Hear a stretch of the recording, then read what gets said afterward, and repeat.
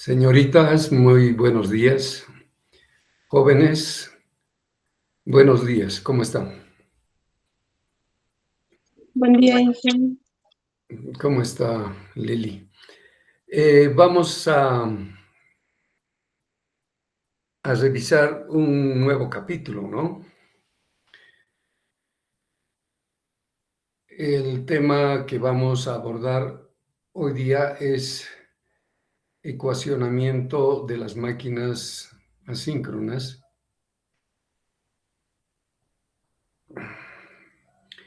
Bien,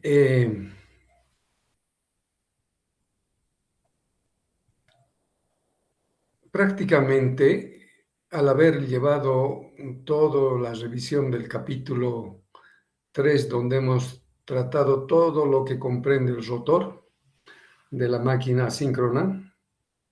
Hemos visto cómo se inducen los arrollamientos del rotor debido al campo magnético giratorio, que es el que induce, ¿verdad? Y se provoca una inducción en los arrollamientos del rotor, la cual hace que circulen corrientes por sus circuitos de los arrollamientos, y esas corrientes generan un segundo efecto de inducción, que es la fuerza. Cada una de estas bobinas, en sus lados activos, se activan fuerzas, y el conjunto de fuerzas que existe en todo el arrollamiento hace que empuje al rotor, generando una cupla motora en el eje. O sea, esas fuerzas multiplicado por el radio es la cupla, ¿verdad? Entonces, esa fuerza de torsión en el punto del eje, normalmente siempre hay que hacer ahí, en el eje, para las máquinas rotatorias, porque es en ese punto donde vamos a comparar el efecto de fuerzas, ¿no es cierto? Y entonces encontramos la cupla en el punto del eje, haciendo que éste provoque una torsión que hace girar el rotor hasta adquirir una velocidad. Una vez que adquiere velocidad, ya esa cupla que tiene más la velocidad nos determina la potencia mecánica en el eje, ¿no? Entonces, como pueden ver, ese rotor que hemos visto, lo hemos estudiado desde el punto eléctrico. Recuerden, hemos encontrado tensiones, cómo se calculan sus tensiones de fase, ¿no es cierto? Sus amplitudes. Hemos visto vectorialmente cómo se comporta, su velocidad, ¿no es cierto? Todo eso hemos visto en este capítulo que acabamos de terminar. Luego hemos encontrado la forma de calcular sus corrientes, ¿no es cierto? Y con esas corrientes podemos encontrar la potencia activa que ha desarrollado el rotor. Esa potencia activa, que es la tensión inducida total de los tres arrollamientos multiplicado por la corriente y multiplicado por el coseno phi, nos da toda la potencia electromagnética que se ha convertido en el rotor. Y como pueden ver, esa potencia, ¿de dónde ha salido? Pues simplemente de la única relación que ha tenido el rotor, ¿no es cierto? En la máquina, el rotor lo único que ha tenido es la presencia del campo magnético giratorio, que le ha empezado a inducir, ¿no es cierto? Y al inducir se ha provocado todos esos fenómenos y ha desarrollado una potencia. Por lo tanto, esa potencia está viniendo pues del estator, ¿no? Toda esa potencia que se ha inducido en el rotor viene del estator. Eso es lo que hemos visto en este capítulo 3, y prácticamente eso es todo lo que tiene una máquina de asíncrona de corriente alterna. ¿Ya? Entonces, constructivamente es una máquina de un diseño muy simple, ¿no? hay arrollamientos que hay que poner en el estator, hay que poner arrollamientos en el rotor y empezar a hacer actuar, ¿no es cierto?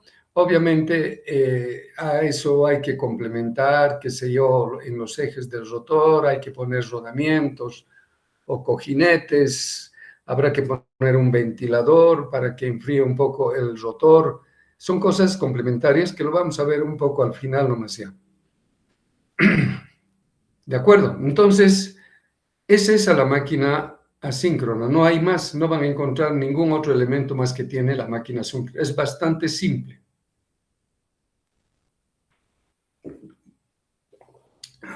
Y entonces, el de poder encontrar todos sus comportamientos de fuerza, potencias, cuplas, velocidades, todo eso, tensiones, corrientes, mediante todo esto que hemos hecho hasta el capítulo 3, podríamos calcular, pero es un cálculo muy moroso, porque hay que determinar bien sus parámetros para poderlo utilizar. Teóricamente está bien, nos damos cuenta que así funciona la máquina, pero calcularlo en términos concretos, ahí tenemos inconvenientes porque hay una serie de parámetros y valores que no podríamos de manera directa saber para poder hacer el cálculo, ¿verdad? Por tanto, este tipo de máquinas asíncronas tiene una segunda parte en el que se aplica un estudio físico-matemático para poder ver el comportamiento de la máquina en todos los aspectos que les he dicho. Y es mucho más fácil hacerlo por este camino que estar haciéndolo con todo lo que hemos visto hasta ahora, que desde ya teóricamente está muy bien, pero prácticamente los parámetros, los datos, todo eso no se puede conseguir tan fácilmente. En cambio, mediante esta segunda parte que vamos a ver a partir de este capítulo, entonces la cosa se simplifica. Pero tiene también una desventaja. A la máquina síncrona, a partir de este capítulo ya no lo van a ver físicamente, no van a ver el estator, el rotor, nada de eso, ni cómo está. Entonces, es importante que ustedes tengan una abstracción de lo que está ocurriendo en la máquina. Entonces, hay que tener mucha capacidad de darnos cuenta de qué se está tratando al hablar de estas cosas en la máquina, ¿verdad? Entonces, ese detalle es importante que ustedes asimilen. Entonces, probablemente para ustedes va a ser una especie de un choque, porque parecería un poco hablar de matemáticas nomás, ¿no? Pero su interpretación eléctrica magnética está ahí también, entonces hay que ubicarse de qué se trata en la máquina, ¿ya? Entonces es importante que ese tipo de identificaciones de la máquina siempre esté en la cabeza, ¿no? A pesar de que lo que vamos a ver son puros relacionamientos, ecuaciones que matemáticamente hemos deducido y con algunas relaciones eléctrico-magnéticas y son ecuaciones, ¿no? Y entonces la máquina se reduciría a un conjunto de ecuaciones, simplemente de ecuaciones. Y cada componente que tiene esas ecuaciones hay que saber de qué parte de la máquina estamos hablando, ¿de acuerdo? Bien, con esta advertencia nos iremos a hacer la presentación. ¿Les parece?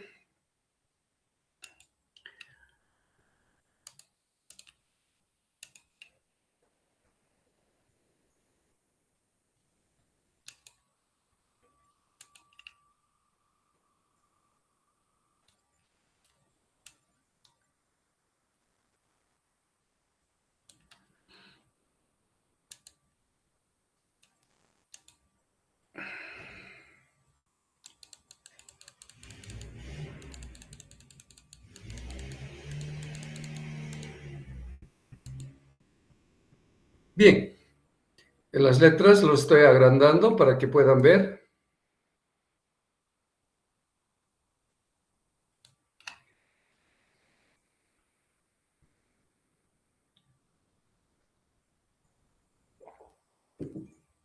Bien, ¿está bien el tamaño de las letras? Por favor, ¿alguien me podría reportar abriendo su micrófono? Y así empezamos a explicar.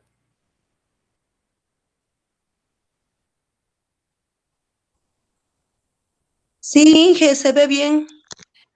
Gracias, gracias, muy amable. Bien, entonces este es el siguiente capítulo que debemos abordar, ya es el capítulo 4. Y como les dije, vamos a trabajar en encontrar ecuaciones matemáticas, pero con interpretación eléctrica magnética, ¿no es cierto? Que representen el comportamiento de la máquina asíncrona en diferentes aspectos, como vamos a ver en el desarrollo. ¿De acuerdo? Entonces, vamos a empezar partiendo en el análisis. Ustedes saben que la máquina asíncrona ya trifásica, por ejemplo, tiene una característica simétrica y equilibrada, es decir, tiene 3 arrollamientos de manera simétrica y equilibrada, ¿no es cierto? Su campo magnético giratorio está desarrollado por esos 3 arrollamientos. El rotor también podemos considerar trifásico, y entonces, si ponemos como ejemplito nada más una máquina trifásica, ya, de modo que el rotor también sea 3 arrollamientos que están conectados en estrella, como siempre hemos visto, el rotor bobinado, ¿verdad? Y debido a esa simetría que tiene, podemos hacer el estudio del comportamiento de una fase nada más, porque las otras fases, la segunda y la tercera, son exactamente similares, mientras la máquina es simétrica, ¿no es cierto? Todo lo que pasa en un arrollamiento de fase, por ejemplo, pasa en el otro también, sus valores de tensión eficaz, sus corrientes eficaces, sus potencias son exactamente similares al de una fase que lo estudiamos. Entonces no tiene sentido que yo tenga que estudiar cada una de estas fases. Simplemente lo único que tengo que hacer es, una vez que hago una fase, vea la manera de cómo juntarlo para tener la máquina completa, ¿de acuerdo? Entonces, partiendo de ese criterio, podríamos estudiar el asunto de la deducción de las ecuaciones de tensiones de la máquina síncrona. O sea, vamos a ver cómo se comportan las tensiones en la máquina síncrona en las diferentes partes que tiene. ¿Ya? Para eso nos vamos a apoyar indudablemente en base a la tensión eléctrica que apliquemos a la máquina asíncrona, y esta va a provocar una serie de comportamientos magnéticos generando campo giratorio, todo eso lo que ya hemos visto, ¿verdad? Y entonces en muchas partes de la máquina han de aparecer tensiones eléctricas inducidas, ¿no es cierto? En muchas partes. Y entonces nosotros nos vamos a atrever a estudiar las tensiones eléctricas inducidas en un solo arrollamiento, ¿ya? Un solo arrollamiento que se llama el arrollamiento de fase. Y podemos utilizar la ley de Faraday, expresado de este modo. La tensión inducida ya en un arrollamiento es menos la derivada de todo el flujo, del flujo total que hay que está bañando al arrollamiento respecto al tiempo, ¿no? Este phi mayúscula es el flujo total, ¿no es cierto?, que está induciendo en todo un arrollamiento, ¿no? Entonces hay que comprender que es el flujo total. Luego, También para empezar a partir en el estudio, es importante que en esa máquina trifásica tenemos que aplicar tensión trifásica, ¿no es cierto? Y podríamos expresar cada una de estas fases ya con una definición de lo que va a ser la tensión de cada fase, ¿no es cierto? De cada arrollamiento de fase. Del estator estamos hablando, en el estator. Entonces, desde la red de ELFE conectamos a los arrollamientos, a los 3 arrollamientos, que no se preocupen si está en estrella o en delta, pero podemos encontrar la de fase nada más de cada uno de ellos. Como son 3 arrollamientos de fase, entonces el arrollamiento de la fase A, 1 indica que es del estator, ¿ya? Es el término que se utiliza en desarrollamiento de la fase A del estator. Si se aplica esta tensión de fase solamente al arrollamiento de fase, ¿no es cierto? Podemos calcular esa tensión de fase que ELFEC nos da, es igual a la tensión eficaz U sub 1 multiplicado por raíz de 2 para poder tener la amplitud, ¿no es cierto? Y la función senoidal del ángulo eléctrico, omega por t, ¿no es cierto? El ángulo eléctrico, saben bien que omega por t es tita, ¿no ven? Pero lo estoy poniendo acá en términos de omega por t. Es la velocidad angular eléctrica por el tiempo, ¿verdad? Y aquí puede ser una función senoidal de acuerdo a la situación que estamos analizando en la corriente de ese momento, ¿no es cierto? Puede ser seno, puede ser coseno. Para no complicarnos, ya opto por una función coseno particular, ¿no es cierto?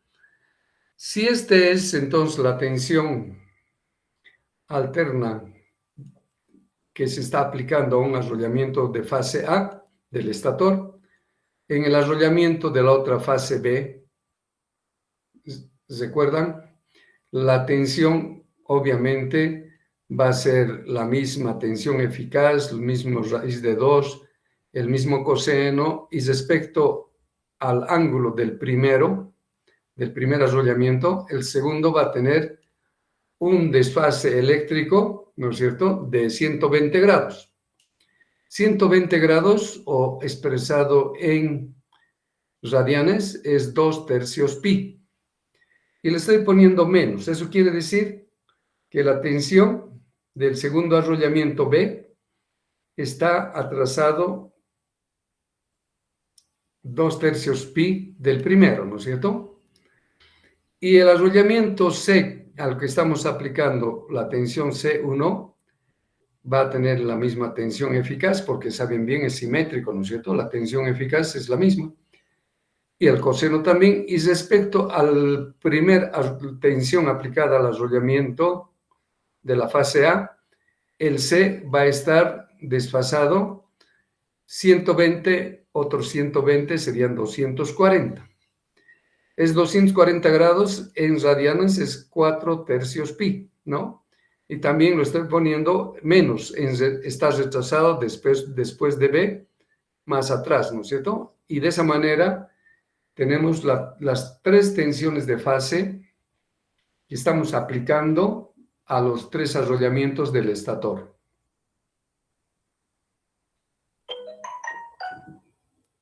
¿De acuerdo? No se van a olvidar entonces. Así, de esa manera estamos definiendo las tensiones que aplicamos de fase a nuestro arrollamiento en la máquina. Para determinar las corrientes de fase, pues hay que darse cuenta que un arrollamiento de fase por el que se va a aplicar esta tensión va a lograr que circule una corriente, pero una corriente que va a estar atrasado, ¿no es cierto? Porque el arrollamiento está hecho de pura bobinas y de líneas de campo magnético, hay líneas de campo magnético, entonces la corriente va a estar retrasado respecto a la tensión, ¿verdad? Esa corriente retrasado respecto a la tensión lo vamos a llamar phi. ¿ya?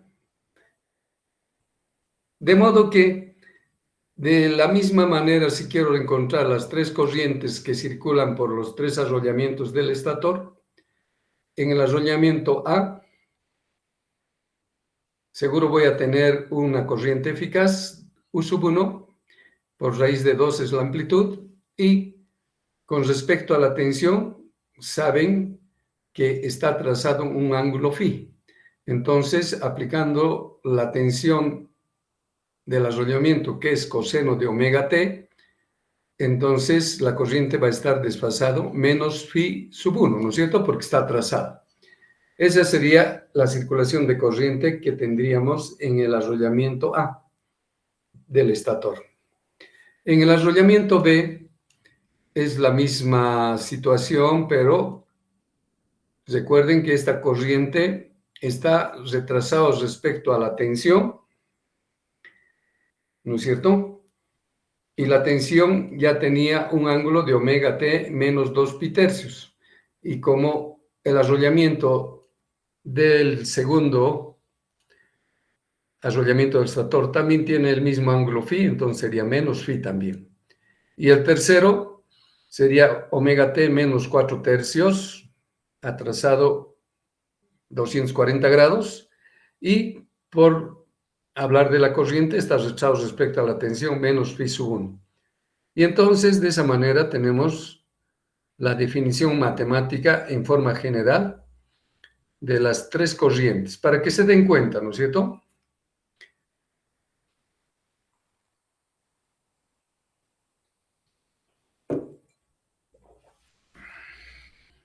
¿Están de acuerdo o tienen alguna consulta?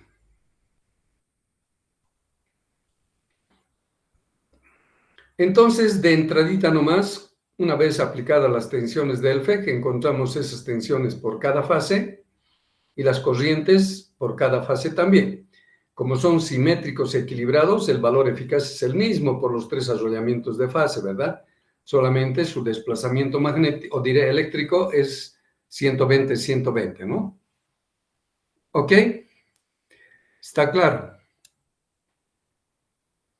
Bien.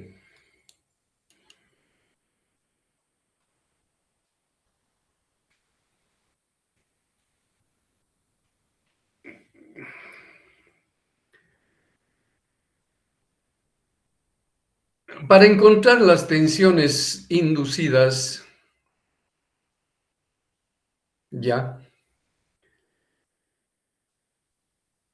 en un lazo, puedo aplicar la ley de tensiones, la de Kirchhoff, la segunda ley, ¿no es cierto? Dice que cuando hay un lazo eléctrico, ahí se cumple que la sumatoria de fuentes de tensión menos la sumatoria de caídas de tensión que está manifestado por I por R, siempre es igual a cero. Eso es la ley de Kirchhoff, ¿verdad? Entonces, si aplico esta ecuación de Kirchhoff en el arrollamiento de la fase A, ya solamente voy a hacer de la fase A. Del B, el C, ya se dan cuenta qué cambios puede tener. De la fase A sería U sub 1, la sumatoria de fuentes de tensión en el lazo, sería U sub 1, que sería la tensión que se aplica al arrollamiento de fase A, de Elfec, más la tensión inducida en el arrollamiento de la fase A debido al flujo total que baña al arrollamiento 1, ¿no? Que sería del arrollamiento de fase, ¿no? A todito el arrollamiento. Y obviamente signo menos porque la ley de Faraday para tensión inducida es menos, ¿no es cierto? Entonces, la suma de estas tensiones me da la sumatoria de tensiones de ese lazo. Y en ese lazo del arrollamiento de fase, evidentemente está circulando una corriente que es I sub 1, y por tanto la única caída de tensión que se produce ahí es I sub 1 por R1, que lo llevamos hacia la derecha, ¿no? Para que se vea mejor, nada más. Es la misma ecuación de Kirchhoff, ¿no es cierto? Entonces ahí está aplicada una pequeña relación de tensiones en el arrollamiento A, ¿no es cierto? La tensión aplicada más la sumatoria de toda la tensión inducida por el flujo 1 en ese arrollamiento, ya que da una tensión inducida, es igual a la corriente por la resistencia. La resistencia R1 es la resistencia eléctrica que tiene el arrollamiento de fase, ¿no? Si eso ocurre en el rotor la historia es similar, ¿no? En el rotor, si encontramos la ecuación de tensiones de una sola fase, desde luego, para que haya estas ecuaciones, el circuito tiene que estar cerrado, ¿no es cierto? Entonces, en el rotor no se aplica ninguna tensión de la red de Elfeld de nada, ¿no es cierto? No hay ninguna tensión que se aplica, no hay. De modo que, para que ustedes puedan ver, lo he puesto 0. No hay ninguna tensión externa en el arrollamiento de fase de rotor, ¿no es cierto? Pero en ese arrollamiento de rotor, cuando empieza a girar el campo magnético del estator, genera un flujo total en el arrollamiento del rotor, que le llamo phi sub 2. Este es del rotor, en el arrollamiento total del rotor. Respecto al tiempo lo derivo, pongo menos y aplico la ley de Faraday, ¿no es cierto? Y esa sería la tensión inducida en todo el arrollamiento de fase del rotor. Y obviamente esta tensión va a provocar que la corriente que circule por ese arrollamiento se va a llamar I sub 2 y atravesará una resistencia del arrollamiento de fase, que llamamos R sub 2. ¿Está claro? Entonces, fíjense, acá he planteado en cada arrollamiento de fase, de estator y de rotor, solamente una fase, nada más, ¿no es cierto? Las otras fases no es necesario, ya os he dicho que todo sale similar.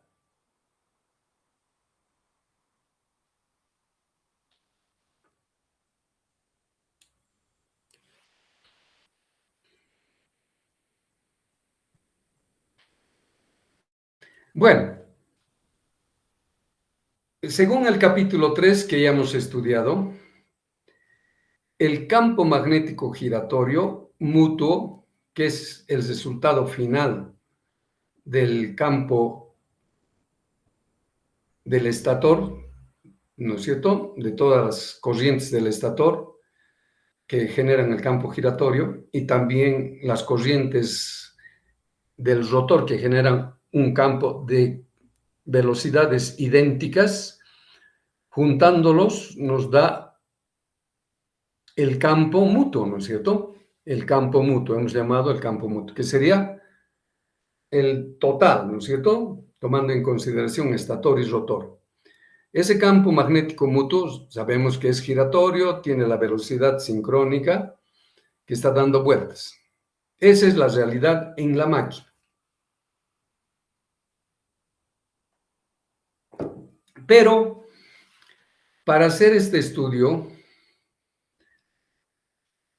vamos a, por una conveniencia, los vamos a separar otra vez el campo del estator y el campo del rotor.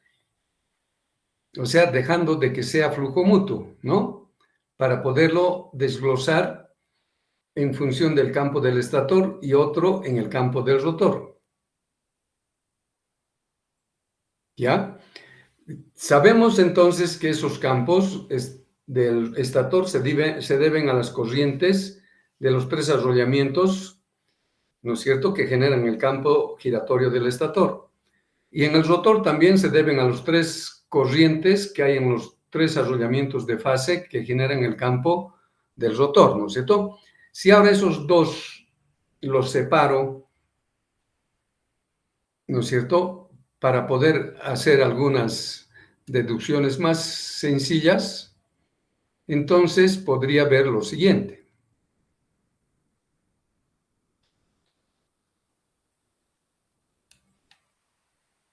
Por ejemplo, si solamente considero las corrientes del estator, del arrollamiento del estator, ¿ya? Fíjense, aquí no es que es la corriente de una fase para generar el campo, sino son las tres corrientes de fase que están provocando un campo magnético giratorio, ¿no es cierto? Entonces está tomando en cuenta las tres, no es una sola fase, sino las tres.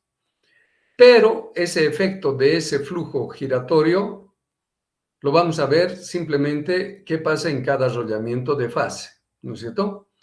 Entonces, considerando esas corrientes que generan el estator, ustedes saben bien que la corriente I sub 1, que es la corriente de fase del estator, ¿no es cierto? Y en todo el contorno del estator están conectados tres arrollamientos que tienen corrientes también de fase, las dos también, y todo el conjunto generan el campo magnético giratorio, ¿no? Entonces, simplemente recordando en cada arrollamiento de fase, ya esa corriente lo vamos a marcar por I sub 1, y todo ese campo magnético giratorio que produce los arrollamientos, los tres arrollamientos del estator, nos va a dar una configuración de campo magnético de esta forma, ¿no es cierto?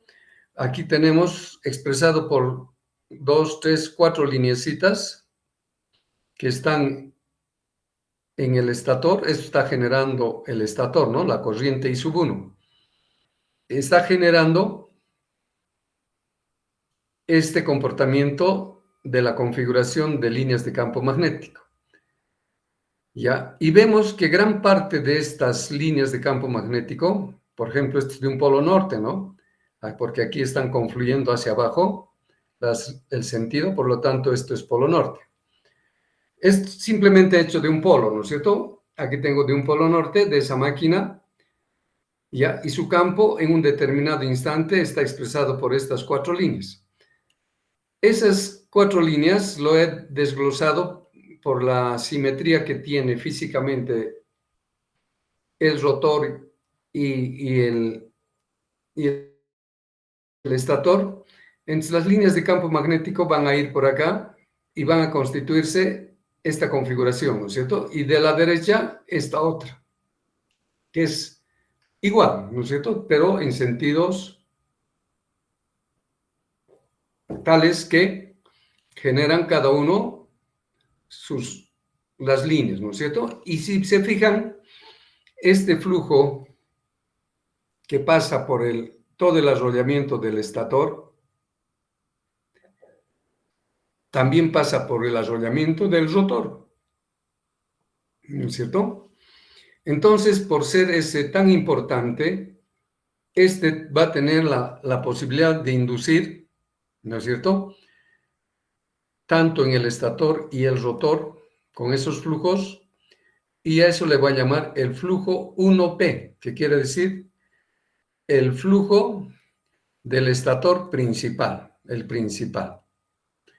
Porque hay otros flujos en el estator, debido a la corriente sub 1, que no atraviesan el rotor, se quedan simplemente ahí en el entrehierro del rotor, del estator, y esos flujos que se encapsulan ahí cerquita, aquí lo estoy expresando por uno que está aquí, por la derecha otrito, a esos flujos lo puedo llamar el flujo de dispersión, porque no pasa al rotor, ¿no es cierto? Se queda en el estator, queda disperso ahí nomás, y esos flujos no me interesan mucho, pero tengo que tomar en cuenta su efecto, ¿verdad? Entonces, todo el flujo total generado por el estator yo lo puedo desdoblar en dos flujos disgregados, ¿no es cierto? Puedo poner flujo principal del estator y flujo de dispersión del estator. En todo un arrollamiento de fase, ¿qué tensiones se podrían inducir según la ley de Faraday? Pues en el arrollamiento del estator, debido a este flujo principal, se puede inducir en el estator una tensión inducida en el arrollamiento del estator debido al flujo principal 1P. ¿No es cierto? En todo esto se generaría una tensión eléctrica debido al flujo principal del estator.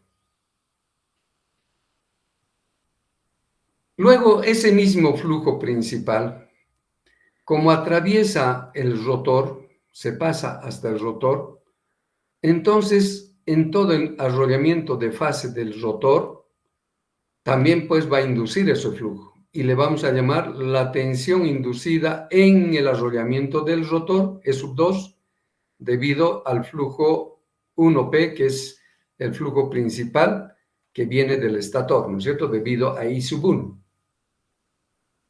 Y por último, estos flujos de dispersión en el mismo arrollamiento del estator van a inducir tensiones inducidas de dispersión que le llamamos E sigma 1.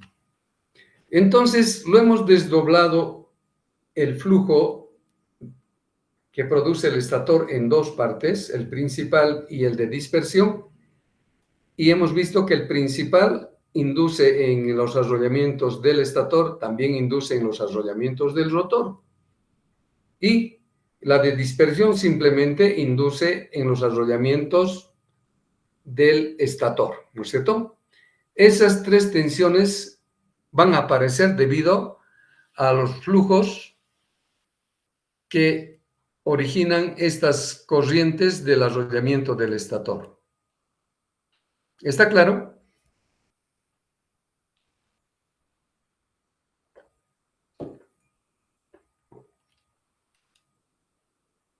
Bien, entonces, sabiendo que inducen tensiones eléctricas, puedo calcular, ¿ya? Y como hemos visto, en el estator tenemos el flujo, ¿no es cierto?, en el arrollamiento del estator debido al flujo principal, y tenemos el flujo de dispersión, ¿no es cierto? Esos son los dos flujos que existen. Ahora, esos dos flujos, entrando a inducir, ¿ya?, y aplicando la ley de Faraday, que es la tensión eléctrica inducida, en el modo escalar, ustedes saben bien que la tensión inducida ya en un arrollamiento es menos el número de vueltas que tiene la bobina y la derivada del flujo respecto al tiempo, en términos generales, ¿no es cierto?, en el arrollamiento que tiene n veces vueltas, ¿no? Pero también hay que tomar en cuenta que el flujo que está en el arrollamiento, ese flujo va a tener un comportamiento que va a depender de la corriente, ¿no es cierto?, de la corriente del estator.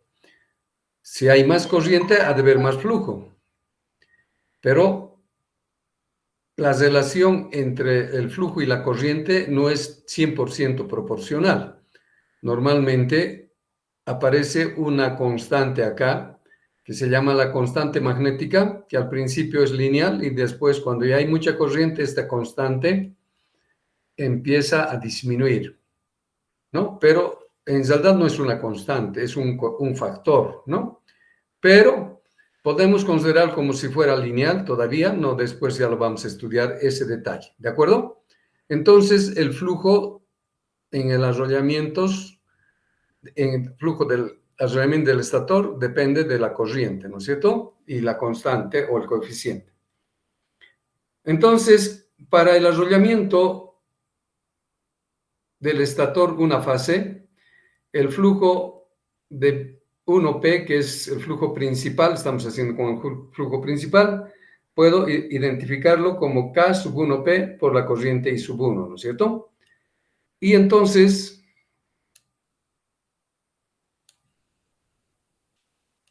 puedo reemplazar todos los valores y puedo encontrar la tensión en el arrollamiento del estator debido al flujo principal del estator es igual a menos el número de vueltas que tiene la bobina, todo el arrollamiento de fase del estator, por la derivada del flujo respecto al tiempo.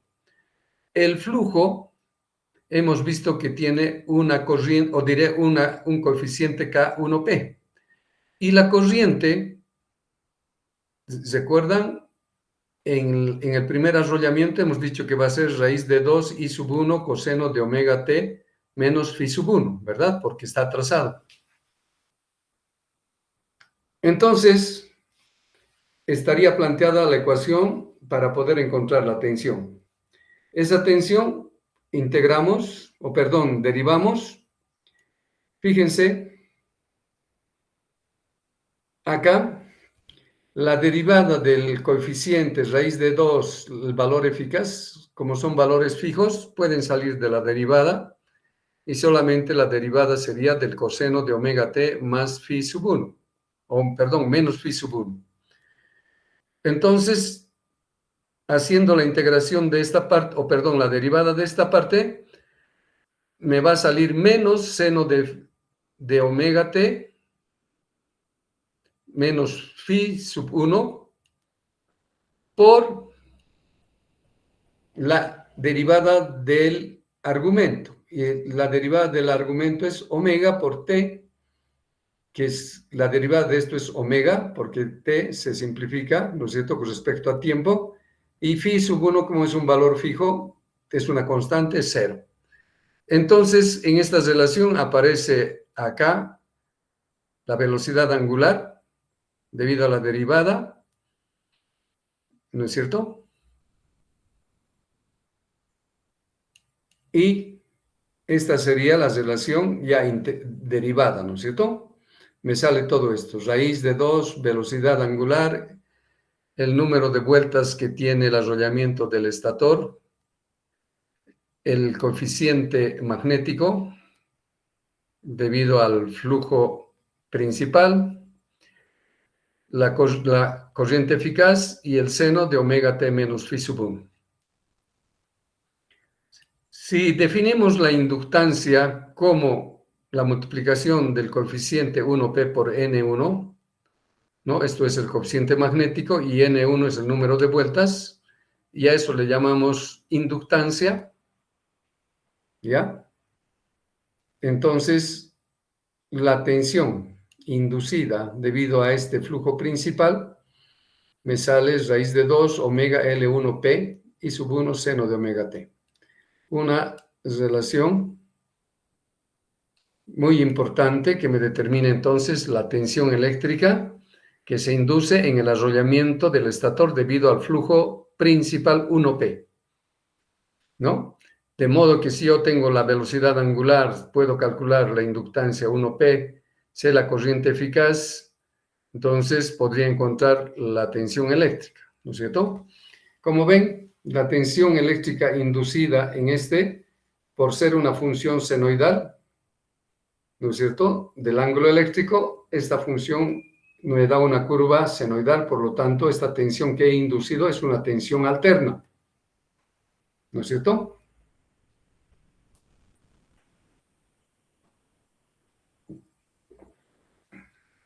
Bueno, ese es el resultado de la tensión inducida en un arrollamiento de fase del estator debido al flujo principal.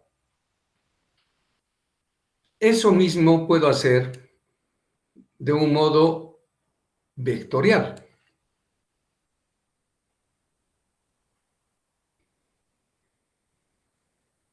¿Ya? Porque, como vamos a ver, en el modo vectorial se simplifica mucho más las operaciones, se puede hacer más rápidamente.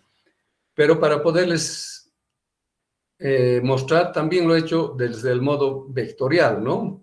Y se trata de lo mismo, no hay ninguna diferencia, solamente está expresado en forma de ecuación vectorial, ¿no? Por ejemplo, esta corriente I sub 1, recuerdan, era raíz de 2, la corriente I sub 1 eficaz por el coseno de omega t menos phi. Esta es la función escalar que habíamos utilizado arriba. Esta corriente, por tener una función coseno de omega t, según la teoría matemática, dice que se lo puede representar por un vector giratorio, ¿no? Y ese vector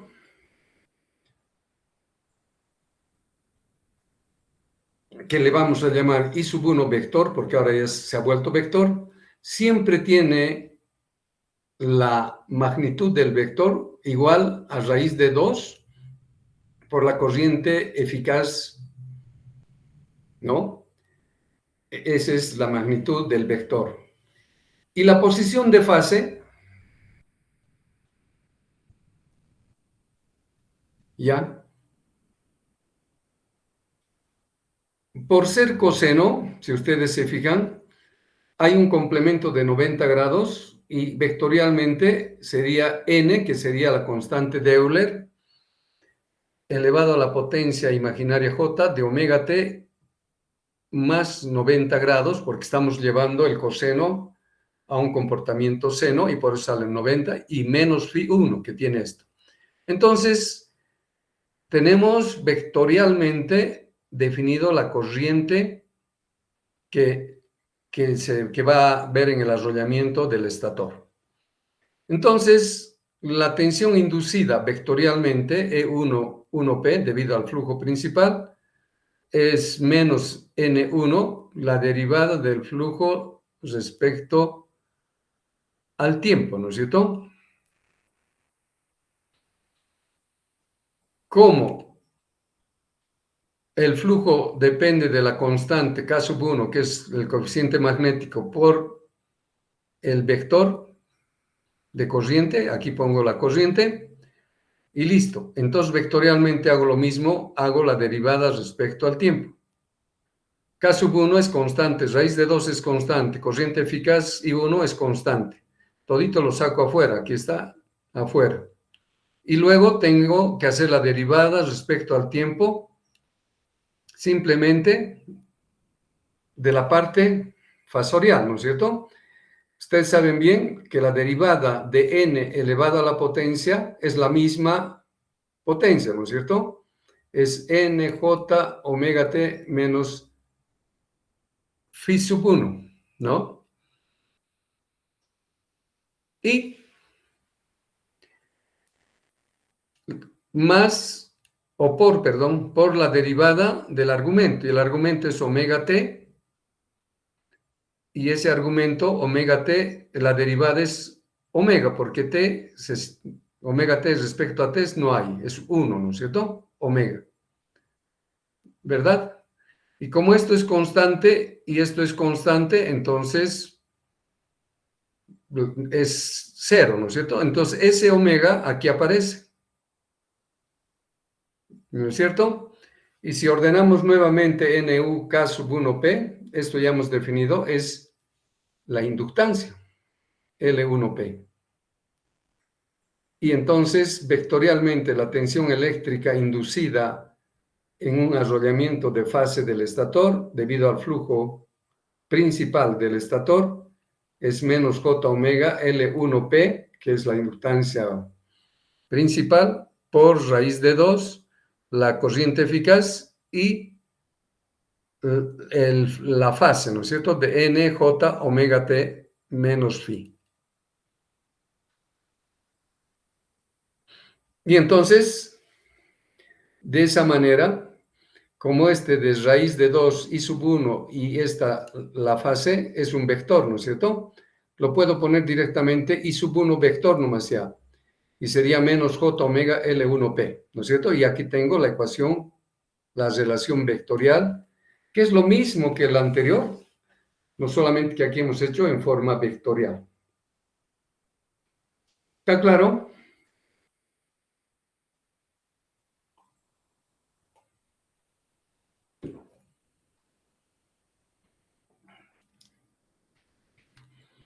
Bien, entonces fíjense, esta inductancia que ha surgido de una definición es la multiplicación del factor o el coeficiente magnético que tiene por el número de vueltas del arrollamiento.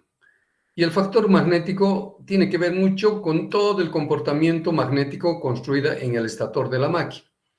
Entonces,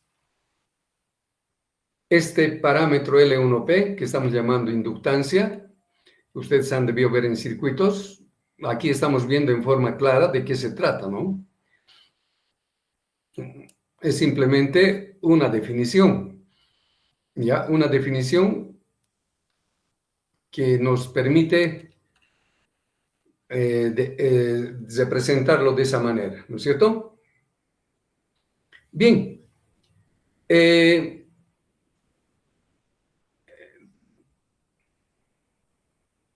También hemos visto que hay en el estator flujo de dispersión, ¿no es cierto? Esos flujos de dispersión que están en todo el arrollamiento de una fase, ¿ya? Es debido también a la acción de la corriente del estator, ¿no es cierto? De las corrientes del estator. Entonces, considerando esos flujos que solamente están en las ranuras, no pasan al rotor, entonces esos flujos de dispersión podemos encontrar que inducen una tensión eléctrica que le llamamos tensión inducida en el estator debido al flujo de dispersión, y sigma es flujo. Bueno, si ustedes hacen lo mismo, la ecuación, les va a salir esta relación escalarmente, raíz de 2 omega L1 de dispersión. Fíjense aquí, el L cambia y se toma en cuenta solo de dispersión. La corriente es la misma, I sub 1 seno de omega t, etcétera, ¿no es cierto? Es la misma.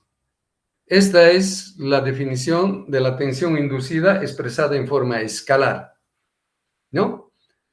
En cambio, en forma vectorial, si ustedes hacen lo mismo que hemos hecho hace rato, la tensión eléctrica inducida en el estator debido al flujo de dispersión va a ser menos J omega, la inductancia de dispersión 1 sigma, multiplicado por el vector de corriente I sub 1, ¿no es cierto?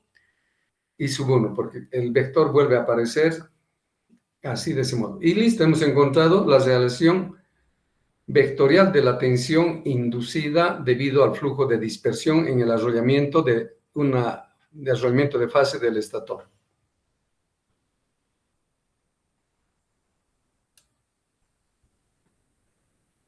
¿Ya? Entonces, evidentemente, la inductancia en el arrollamiento del estator debido a la dispersión es otro valor, porque esa dispersión se está teniendo en el aire, en las ranuras, y por tanto el valor de esa inductancia es diferente al que hemos hecho en la primera ecuación. Bien. Considerando otra vez los flujos que son producidos por todas las corrientes del rotor, ya también. Entonces, acá, en el rotor, cuando empieza a aparecer la corriente I sub 2 de fase en el rotor, estas generan también campos magnéticos. Y la configuración de campos magnéticos otra vez se divide en dos partes. Una, debido al flujo principal de la corriente del rotor, que pasa por el rotor y también pasa hasta el estator. Y la otra son los flujos de dispersión en el rotor, o sea, estos flujos que no llegan a pasar al estator y se quedan encapsulados acá nomás, se conocen como los flujos de dispersión, ¿verdad? De modo que las tensiones que se pueden obtener, ¿ya? Por ejemplo, en todo este arrollamiento del estator, va a haber una tensión inducida de estator debido al flujo principal del rotor, porque el rotor llega hasta aquí, el flujo ¿no es cierto? O sea que en el estator se manifiesta el efecto del flujo del rotor, ¿no es cierto? Y se llama, como están viendo, E12P. Es la tensión inducida en el arrollamiento de fase del estator debido al flujo principal del rotor, ¿verdad? Pero también aquí en el rotor mismo, ya aparece en todo este arrollamiento del rotor, aparece la tensión inducida en el arrollamiento del rotor, que está expresado por el índice 2, debido al flujo principal del rotor, que es 2P. Entonces, en todo el rotor, el arrollamiento de fase nos induce esta tensión en el arrollamiento del rotor. Y la tercera, que se debe otra vez a los flujos de dispersión, pero producidos en el rotor, generaría en todo el arrollamiento de una fase del estator una tensión, ¿no es cierto?, en el arrollamiento del rotor debido al flujo de dispersión, ¿no?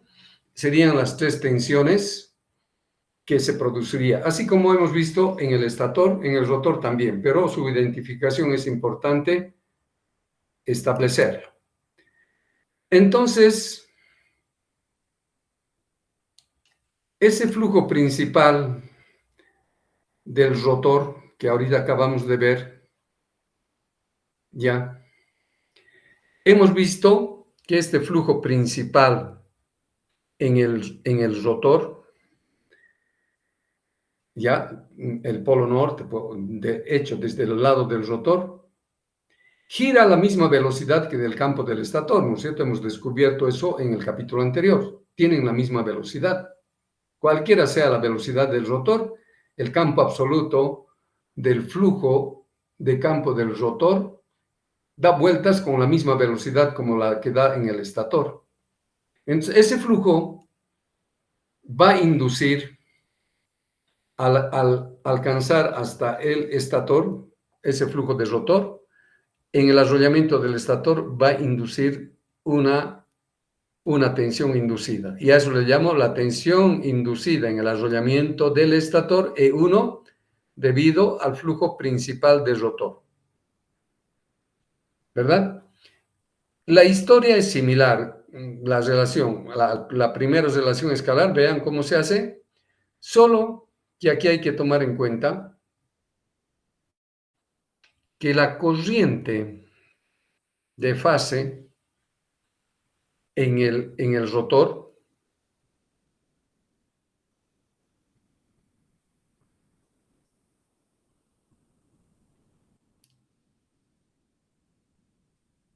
a pesar de que tenga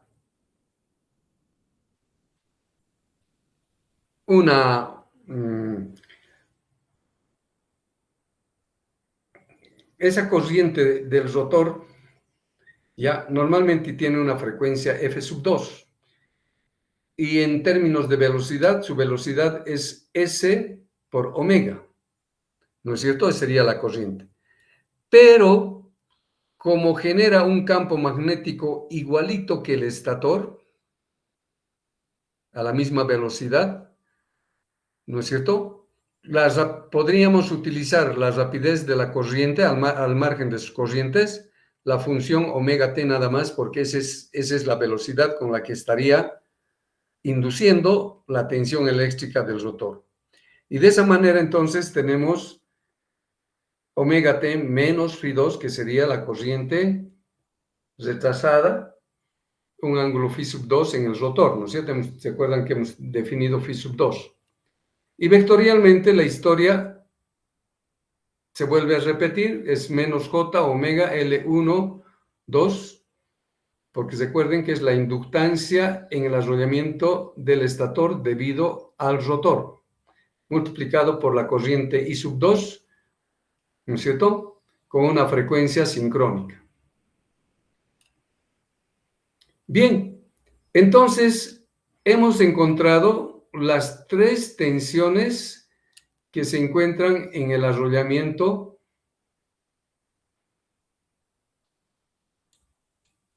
del estator. Fíjense, hemos encontrado la tensión principal, E11P, hemos encontrado la tensión de dispersión y la otra que venía del rotor, E21P. Tenemos las tres que inducen tensiones en el arrollamiento del estator. Por tanto,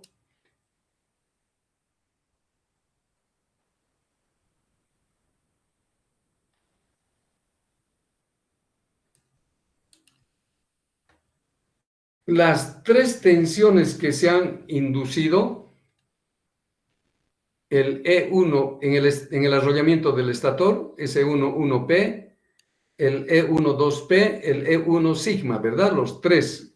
Esta es la que viene desde el rotor.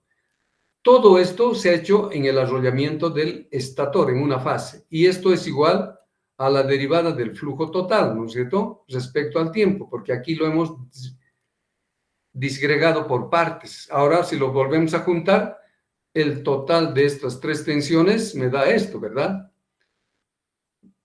Y entonces, si es así, en la ecuación de tensiones del estator que habíamos encontrado, aquí lo pongo en forma vectorial nomás ya, es la tensión de fase que aplicamos desde la red de Elfec, del arrollamiento de fase del estator, y tenemos que sumar las tensiones inducidas. Y las tensiones inducidas de estas, como pueden ver, es 1,1P, 1,2P, E1 sigma. ¿No es cierto? Se suman las tensiones inducidas en ese lazo, en ese arrollamiento. Aquí tenemos la sumatoria de tensiones, tensión aplicada y tensiones inducidas. Y esto da igual a la corriente I sub 1 por R1. Y listo. He encontrado la ecuación de tensiones de un arrollamiento del estator, ¿no es cierto? Un arrollamiento de fase del estator. Y si lo reemplazo por sus relaciones, puedo hacer que la tensión U sub 1 puedo hacerlo en función de sus corrientes vectoriales, cuando aquí I sub 1 por R1, luego el I sub 1 por la parte inductiva que es J omega L1P y el I2 que viene del rotor por la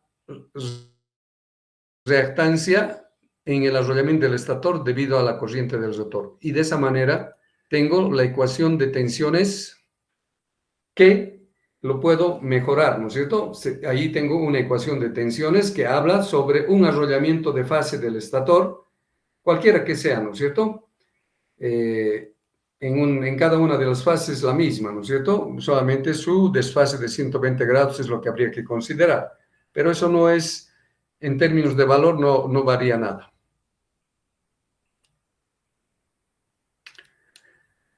Bueno, si hacemos lo mismo para el arrollamiento de fase que hay en el rotor, la historia hemos visto que las corrientes en el arrollamiento A del rotor, ya saben bien que esa corriente que está en el rotor es una corriente en función de la velocidad que tiene eléctricamente el rotor, y la velocidad que tiene es S omega, porque es una velocidad relativa, ¿no es cierto? Si nosotros estamos en el rotor y vemos esa corriente es lento, que está produciendo conforme a la frecuencia F2 y en velocidades S omega. Y por ser inductiva le ponemos menos Φ2. Del arrollamiento B lo mismo, solamente que desfasado 120 grados y el C desfasado 240, ¿no? Ese sería el comportamiento de las corrientes, ¿no es cierto?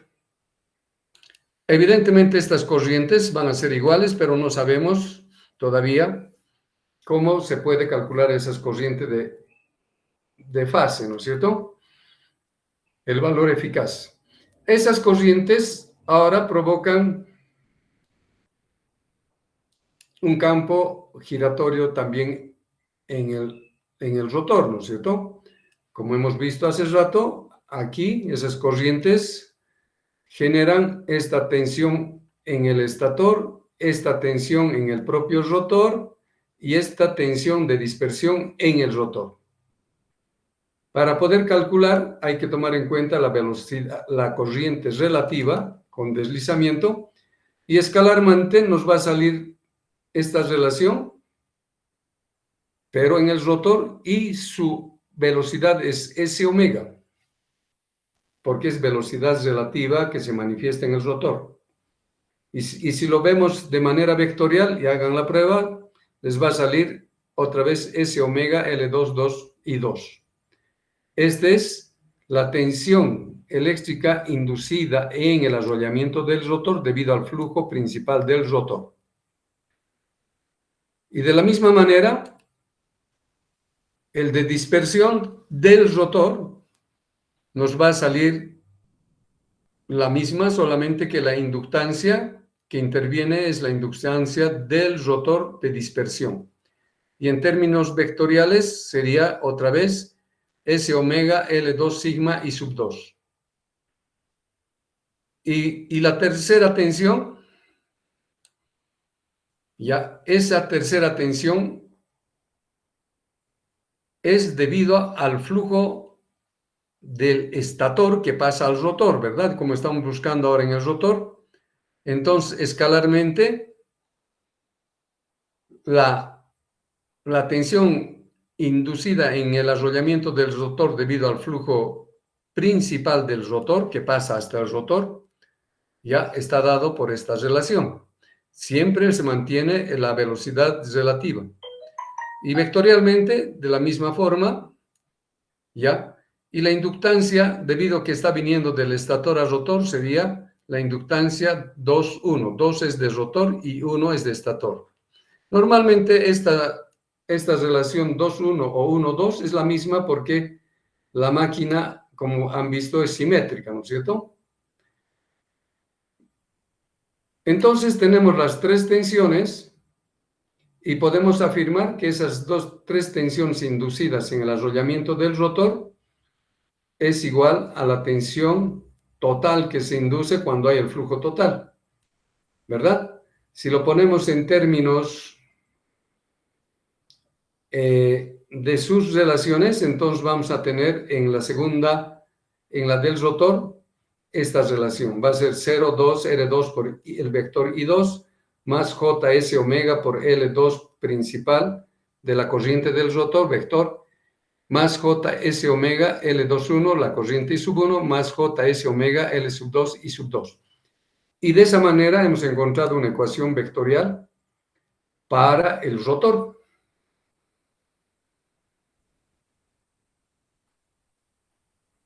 ¿De acuerdo? Entonces, esas dos ecuaciones se conocen como las ecuaciones de tensiones. Podríamos resumir un poquito más si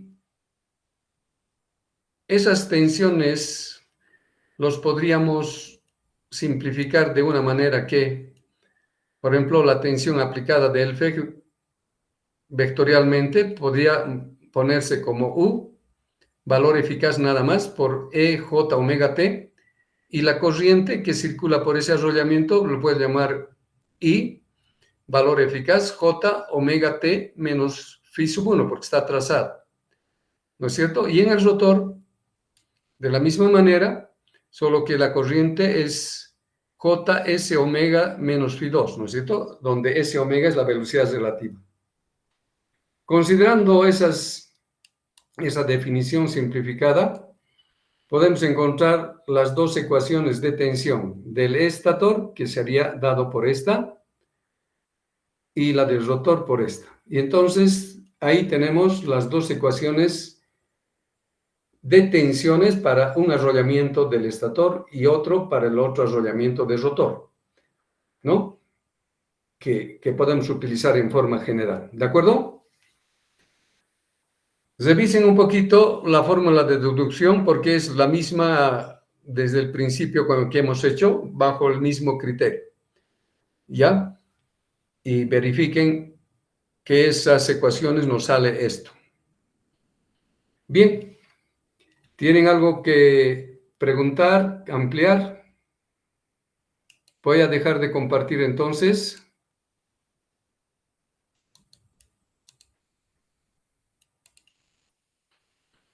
Y bueno, hemos encontrado el primer ecuacionamiento de tensiones que se llama de la máquina asíncrona, tanto en el estator como en el rotor, ¿no es cierto? Y ese estudio se hace en un arrollamiento de fase nada más.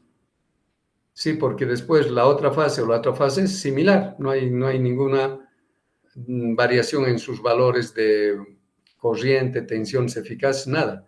Lo único que cambia es su posición de fase, ¿no es cierto? La segunda arrollamiento tiene un desfase de 120, la tercera arrollamiento de fase tiene un desfase de 240, es lo único. Pero eso no es necesario aplicando en estas fórmulas.